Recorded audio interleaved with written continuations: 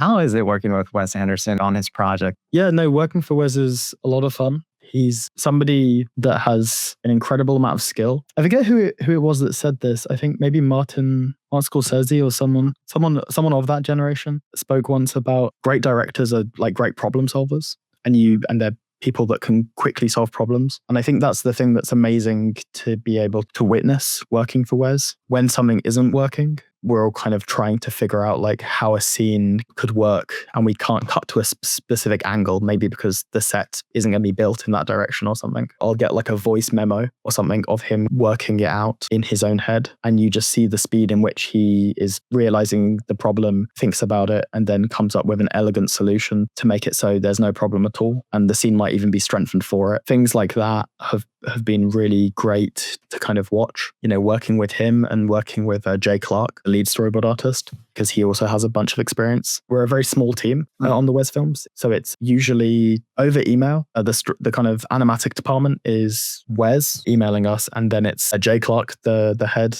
of storyboards, and then me, who's like the kind of secondary storyboard artist. And then it's Eddie Bursch, who's an amazing animatic editor. Working with the three of them is always amazing. They're all very good at their jobs. We work very long weeks. We work 6-day weeks, and we work primarily kind of through email. With maybe a video chat here and there. Mostly it's the thing where Wes will send us a script and Jay and I will kind of collaborate. We'll talk a lot about how we want to get started on a scene, how we're going to work on it, figure out how we're going to stitch it together, and then we'll get a pass ready, and then we'll send it to Wes, and then he'll feedback, and then we'll kind of do revisions. And then when Wes is happy with it, it'll go to the animatic, we'll go to Eddie, and he'll cut it into the film. We work chronologically on the Wes stuff, which isn't particularly typical for a lot of features. But I think because we're such a small team, because usually a storyboard team might be 10 to 15 people as opposed to 2 storyboard artists, we tend to work in kind of quite a strange order, which is unlike any of the other projects that I've done. Now that I have 3 films under my belt, I've been working with Wes since 2020. You kind of get used to the specific way of working. And I think that's the thing with storyboarding. A lot of it is so specific on the job and on the director and how they like to work,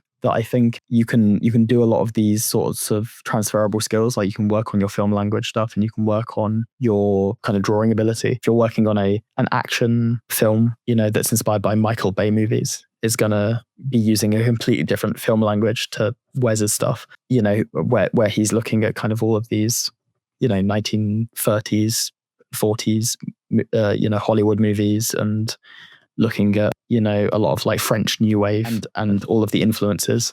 Plus any new film, he's going to, have a whole bunch of films. He's like, oh, watch this, and this will help explain this scene, and this will help explain this scene. Yeah, I think it's so dependent on the project that you get on. So I think it's worth learning all of the, trying to learn as much as you can, have a good understanding of film and have a good understanding of drawing and storyboarding, so that when you get onto a project, you can then say, okay, cool, I understand a little bit about this, but let me keep on learning and let me learn a bunch about this era of film or this way of drawing quickly. And you'll learn a lot from the other people on the team, because you will often, especially when you start, you're going to be the most junior person, and you're going to feel like the least in the room, which is true. And it's a terrifying place to be, but it's also a brilliant place to be, because that's the best place to learn, is when you're the stupidest person in the room, which I definitely feel like in the Wes rooms with Wes and with Jay and with Eddie, who all just have so much experience, and it's been an absolute joy learning from them.